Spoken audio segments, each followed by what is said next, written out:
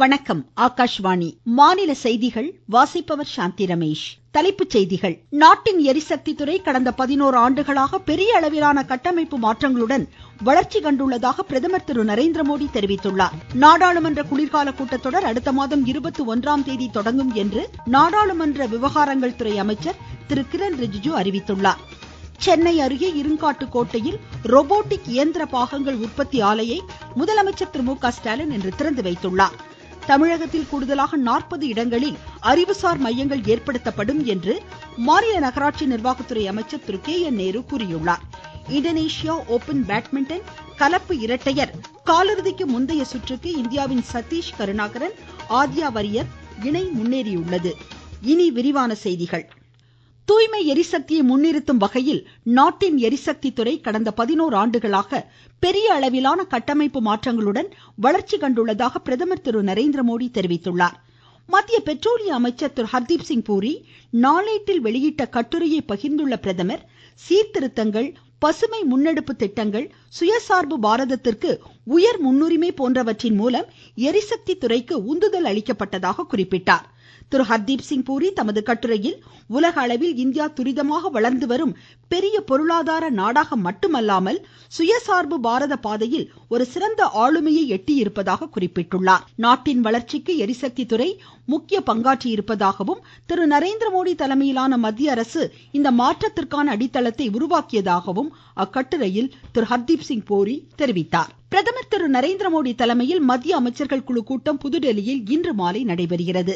April 22ஆம் தேதி நடைபெற்ற பஹல்காம் தீவிரவாத தாக்குதலுக்கு பதிலடியாக ஆபரேஷன் சிந்தூர் துல்லிய தாக்குதல் ராணுவ நடவடிக்கைகளுக்கு பின்னர் பிரதமர் முதல் முறையாக மத்திய அமைச்சர்கள் குழு கூட்டத்தில் பங்கேற்க உள்ளார்.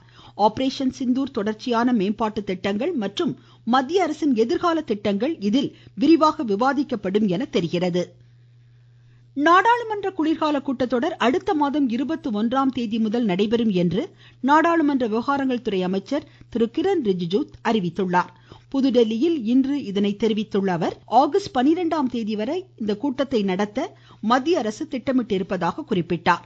தீவிரவாதத்திற்கு எதிரான இந்தியாவின் நிலைப்பாட்டை உலக நாடுகளிடையே எடுத்துரைக்கும் 7 குழுக்களில் 4 குழுவினர் தங்களது பயணத்தை முடித்துக்கொண்டு நாடு திரும்பியுள்ளனர். இக்குழுவினர் சர்வதேச நாடுகளின் தலைவர்கள், மூத்த அதிகாரிகள், முதன்மை ஆலோசகர்கள், ஊடக பிரிவினர், இந்திய வம்சாவளியினரிடையே இந்தியாவின் நிலைப்பாட்டை எடுத்துரைத்தனர். தேசியவாத காங்கிரஸ், ஷரத்பவார் கட்சி உறுப்பினர் திருமதி சுப்ரியா சுலே தலைமையிலான நாடாளுமன்ற குழுவினர் இன்று பிற்பகல் தாயகம் திரும்புகின்றனர்.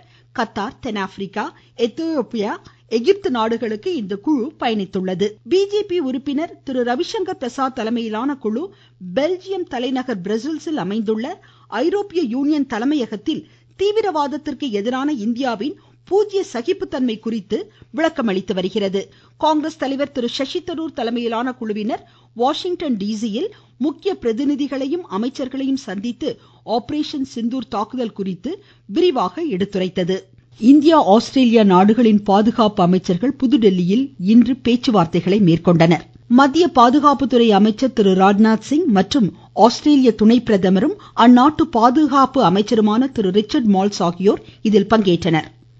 தீவிரவாதத்திற்கு எதிரான இந்தியாவின் நிலைப்பாட்டிற்கு ஆஸ்திரேலியா ஆதரவு அளிப்பதாக திரு மால்ஸ் இந்த கூட்டத்தில் தெரிவித்தார். இரு நாடுகளும் வரும் காலங்களில் பாதுகாப்பு ஒத்துழைப்பை மேம்படுத்த உறுதி பூண்டுள்ளன.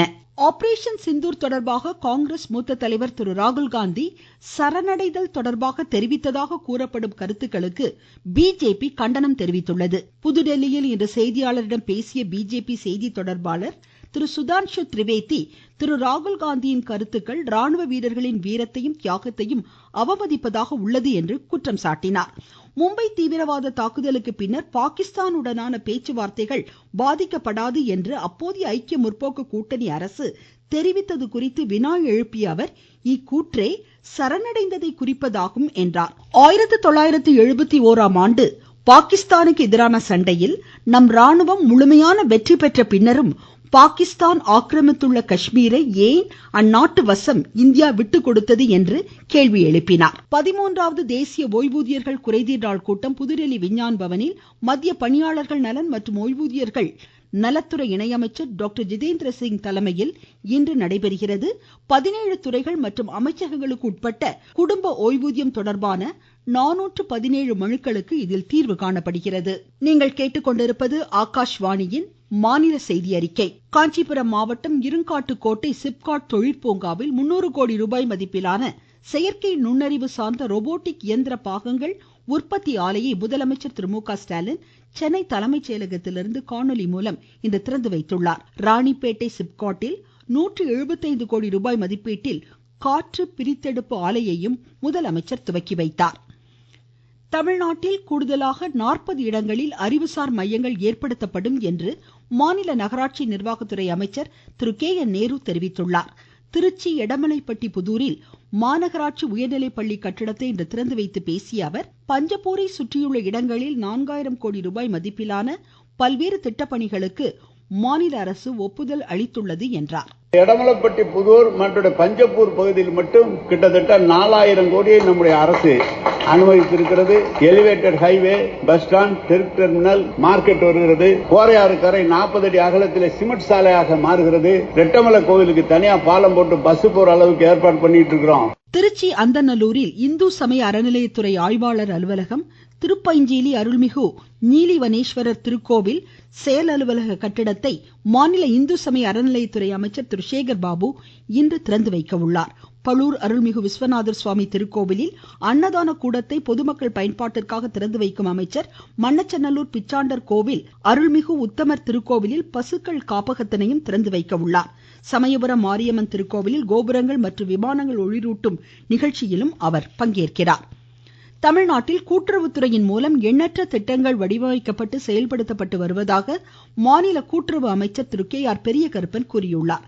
சென்னை பல்லவன் சாலையில் கூட்டுறவுத்துறையின் மூலம் செயல்படுத்தப்படும் சேவைகளை பொதுமக்கள் அறிந்து பயன்பெறும் வகையில் விளம்பரப்படுத்தப்பட்ட மாநகர பேருந்துகளை இன்று கொடியசைத்து துவக்கி வைத்து அவர் பேசினார். பயிர் கடனுதவி, மகளிர் தொழில் முனைவோர் கடனுதவி உள்ளிட்ட 34 வகையான கடனுதவிகள் கூட்டுறவுத்துறையின் மூலம் செயல்படுத்தப்பட்டு வருவதாக அவர் அறிவித்தார். மயிலாடுதுறை மாவட்டம் தூண்டில் வளைவு பகுதியில் உள்ள முகத்வாரத்தை தூர்வாரி ஆழப்படுத்த நடவடிக்கை எடுக்கப்படும் என்று மாநில பிற்படுத்தப்பட்டோர் நலத்துறை அமைச்சர் திரு மெய்யநாதன் கூறியுள்ளார். இப்பகுதிகளை இன்று நேரில் ஆய்வு மேற்கொண்ட அவர் மீனவர்களின் கோரிக்கையை ஏற்று நடவடிக்கைகள் எடுக்கப்படும் என்றார். மேட்டூர் அணையிலிருந்து வரும் 12ஆம் தேதி தண்ணீர் திறக்கப்பட உள்ள நிலையில் நீர்வளத்துறை திருச்சி மண்டல தலைமை பொறியாளர் திரு தயாளகுமார் அணையை இன்று நேரில் ஆய்வு செய்தார். பராமரிப்பு மற்றும் நீர் திறப்பிற்கான ஏற்பாடுகளை விரைந்து முடிக்க அதிகாரிகளை அவர் அறிவுறுத்தினார். கிருஷ்ணகிரி மாவட்டத்தில் கிருஷி சங்கல்ப் அபியான் வேளாண் உத்தரவாத இயக்கத்தின் கீழ் மத்திய அரசின் வேளாண் திட்டங்கள் குறித்து விவசாயிகளுக்கு விளக்கமளிக்கப்பட்டு வருவதாக மாவட்ட வேளாண் அறிவியல் மைய தலைவர் திரு சுந்தர்ராஜ் கூறினார்.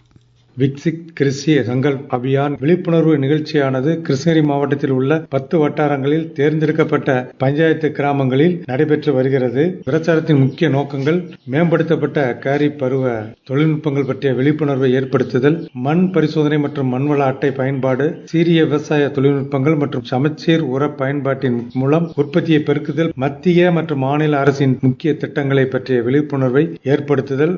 அனைத்து கிராமங்களிலும் விவசாயிகள் மிக ஆர்வத்துடன் கலந்து கொண்டு பயன்பெற்று வருகிறார்கள். கண் அழுத்த நோய்க்கான சிகிச்சைகளுக்கு மத்திய சுகாதாரத்துறை அமைச்சகம் முன்னுரிமை அளித்து வரும் நிலையில் கண் அழுத்த சிகிச்சை குறித்து பட்டுக்கோட்டையை சேர்ந்த கண் பரிசோதகர் மருத்துவர் ஜே மன்னர் மன்னன் எமது செய்தி பிரிவிடம் பேசுகையில், ஆக்குலர் டிராமா என்பது கண் அல்லது கண் குழியில் ஏற்படும் உடல் அல்லது வேதியியல் காயத்தை விவரிக்க பயன்படுத்தப்படும் ஒரு பரந்த சொல். பொதுவாக கண்ணில் ஏதாவது கீறல் ஏற்படும் போது இது நிகழ்கிறது. நச்சு ரசாயனங்கள் அல்லது பெரிய அதிர்ச்சி கண்ணில் படுவதால் கடுமையான கண் காயம் ஏற்படலாம். காயத்தின் வகையை பொறுத்து அறிகுறிகள் மாறுபடும். கண் வலி, கண் சிவத்தல் அல்லது கண்ணை நகர்த்தும் போது ஏற்படும் அசௌகரியம் ஆகியவை இதில் அடங்கும். காயத்தின் தீவிரம் மற்றும் வகையை பொறுத்து சிகிச்சை மாறுபடும். ரசாயன காயங்களுக்கு உடனடி கவனம் தேவை.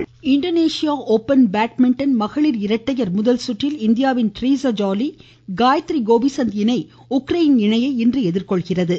கலப்பு இரட்டையர் பிரிவு காலிறுதிக்கு முந்தைய சுற்றுக்கு இந்தியாவின் சதீஷ் கருணாகரன், ஆத்யா வரியாத் இணை முன்னேறியுள்ளது. மீண்டும் தலைப்புச் செய்திகள். நாட்டின் எரிசக்தி துறை கடந்த 11 ஆண்டுகளாக பெரிய அளவிலான கட்டமைப்பு மாற்றங்களுடன் வளர்ச்சி கண்டுள்ளதாக பிரதமர் திரு நரேந்திர மோடி கூறியுள்ளார். நாடாளுமன்ற குளிர்கால கூட்டத்தொடர் அடுத்த மாதம் 21ஆம் தேதி தொடங்கும் என்று நாடாளுமன்ற விவகாரங்கள் துறை அமைச்சர் திரு கிரண் ரிஜிஜு அறிவித்துள்ளார். சென்னை அருகே இருங்காட்டுக்கோட்டையில் ரோபோட்டிக் இயந்திர பாகங்கள் உற்பத்தி ஆலையை முதலமைச்சர் திரு மு.க. ஸ்டாலின் இன்று திறந்து வைத்தார். தமிழ்நாட்டில் கூடுதலாக 40 இடங்களில் அறிவுசார் மையங்கள் ஏற்படுத்தப்படும் என்று மாநில நகராட்சி நிர்வாகத்துறை அமைச்சர் திரு கே.என். நேரு கூறியுள்ளார். இந்தோனேஷியா ஓபன் பேட்மிண்டன் கலப்பு இரட்டையர் காலிறுதிக்கு முந்தைய சுற்றுக்கு இந்தியாவின் சதீஷ் கருணாகரன் ஆதியா வரியத் இணை முன்னேறியுள்ளது. இத்துடன் இந்த செய்தியறிக்கை முடிவடைந்தது.